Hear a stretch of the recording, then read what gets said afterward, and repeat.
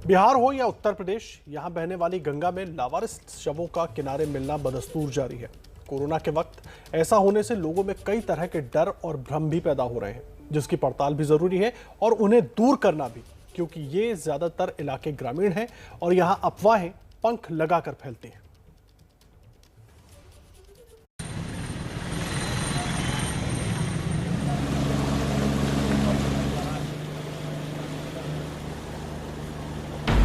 शववाहिनी गंगा में शवों को लेकर संग्राम है।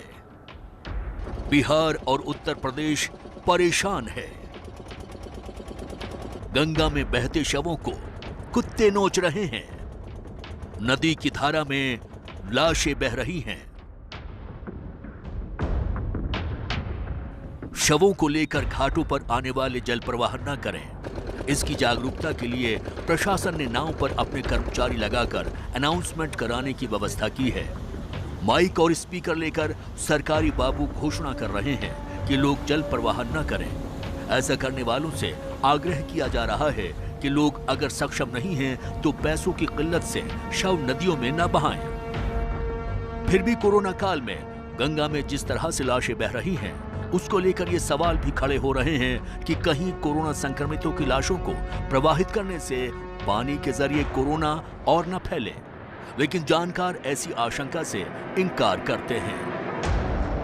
देखिए, यूजुअली जो जब डेथ हो जाती है तो उसमें डेड बॉडी से बहुत कम रिपोर्टेड है कि होता है कोरोना फैल रहा है। दूसरा, डेथ होने में थोड़ा टाइम लगता है।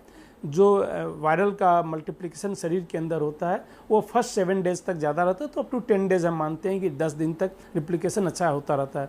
डेथ यूजुअली जो कोरोना में हो रही है वो 10 दिन के बाद हो रही है, तो उस समय आदमी यूजुअली इन्फेक्शियस नहीं रहता है। बट संभावना हो सकती है, थ्योरेटिकल जो है रिपोर्टेड नहीं है, एविडेंस हमारे पास कम है, बट संभावना हो सकती है कि रेयर हो जाए, बट ये कोई मेन रीजन नहीं हो सकता। अभी तक अगर हम देखें, बनारस की बात करें तो बनारस में बहुत सारे जो नाले हैं वो गंगा नदी में गिरते हैं और अभी तक एक भी ऐसा केस नहीं आया जो नाले में प्रवाह होने की वजह से और फिर लोग गंगा में आचमनी करते हैं उसकी वजह से किसी को भी कोरोना हुआ हो।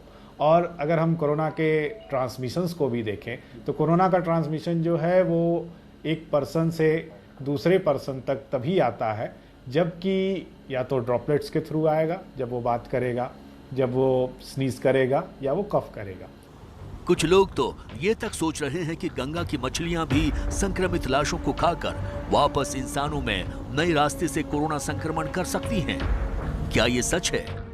नहीं, देखिए, जैसे बाकी जानवरों में भी हो सकता है उनको हो जाए, जैसे बाकी जानवरों को हुआ है, बट उन जानवरों से फिर आदमी में आना अभी तक रिपोर्टेड नहीं है। सो इसका कोई एविडेंसेज नहीं है। ह्यूमन से जानवरों में होने के एविडेंसेज हैं, तो मछली से ह्यूमन को हो सकता है, ऐसा कोई एविडेंसेज नहीं है और उसकी संभावना भी न के बराबर है। बिहार और उत्तर प्रदेश वाले हिस्से की गंगा में बहती लाशों का सिलसिला जितनी जल्दी हो थम जाना चाहिए, क्योंकि भले ही वैज्ञानिक तौर पर ये कोरोना संक्रमण को नहीं बढ़ा रही, लेकिन 50 दूसरी बीमारियों का खतरा तो बढ़ ही रहा है।